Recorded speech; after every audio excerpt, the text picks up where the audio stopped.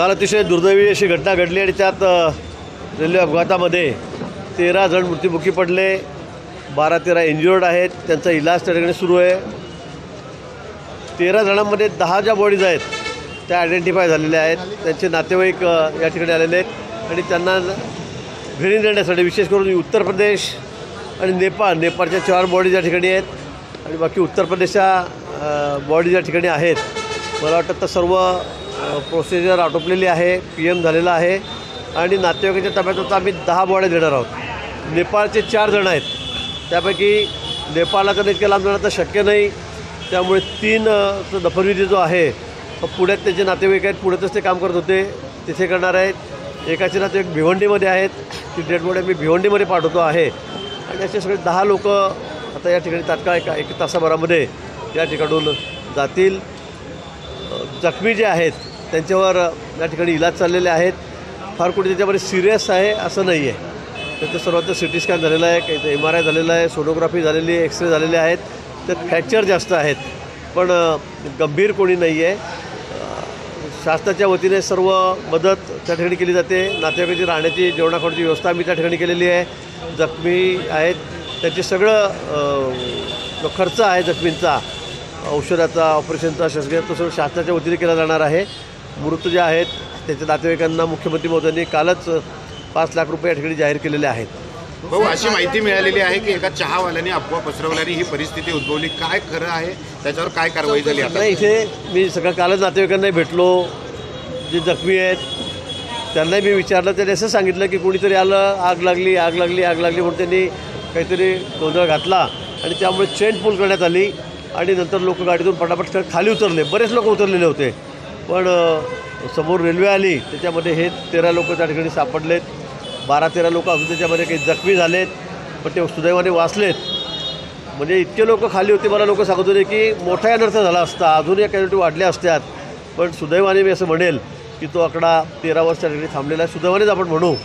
पण या ठिकाणी तात्काळ प्रशासन धावून गेलं, गावकरी धावून गेलेत, आमचे कार्यकर्ते धावून गेलेत आणि तात्काळ जखमींना आम्ही हॉस्पिटलमध्ये पाचोऱ्याला हलवलं. मी सुद्धा एक 50 मिनिटामध्येच त्या ठिकाणी 65 किलोमीटर अंतर पार करून त्या ठिकाणी पोहोचलो आणि आता जे जखमी आहेत ते सर्व व्यवस्थित आहेत, त्याची सगळी व्यवस्था आम्ही करतो. कोणते मृतदेह कुठे पाठवले जाणार आहेत? नेपाळला पाठवले जाणार आहेत का मृतदेह? मी त्या सांगितलं 4 जणांच्यामध्ये जे मृत पावले आहेत ते नेपाळचे आहेत पण त्याचे नातेवाईक पुण्यामध्ये आहेत, ते पुण्यामध्ये काम करत होते.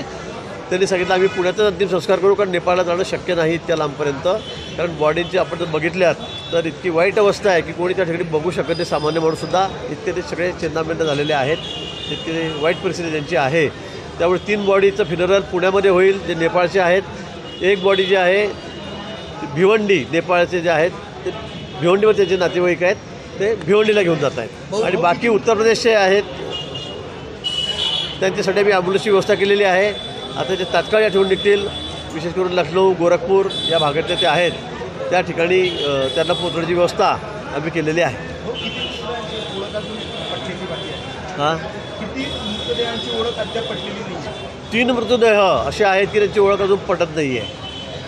3 मृतदेहांची ओळख अजून पटेल नाही. आम्ही रेल्वेला त्या दिवशी लगेच इगतपुरीला सुद्धा अनाऊन्स केलं की कोणी तुमच्याकडून सोबतचं नसेल, नातेवाईक नसेल, तुम्ही खाली उतरा, आम्ही तुम्हाला इथे जळगावला आणतो. मी DRMशी बोलले होतो तात्काळ. तशा सूचनाही नाशिकला देण्यात आल्या, त्या बोगीमध्ये इगतपुरीला देण्यात आलेल्या होत्या.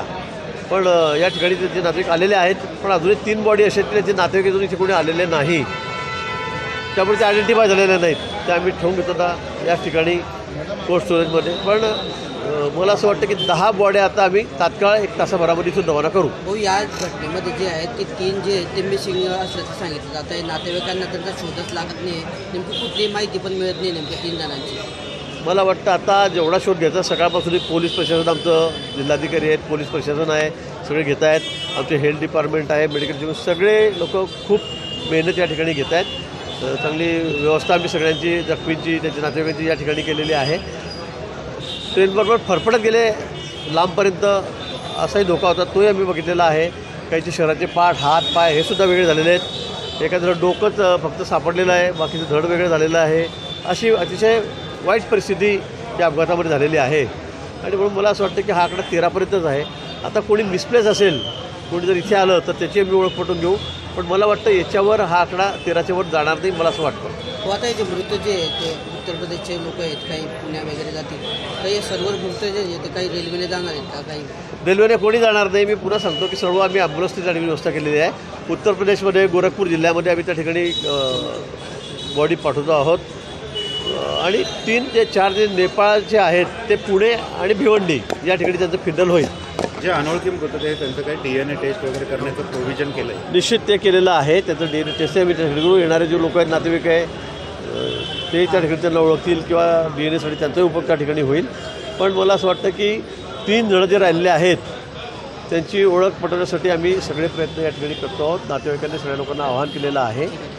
मला वाटतं लवकरच हा प्रश्न सुटेल. सर, ये रेल जो घटना है उसके बारे में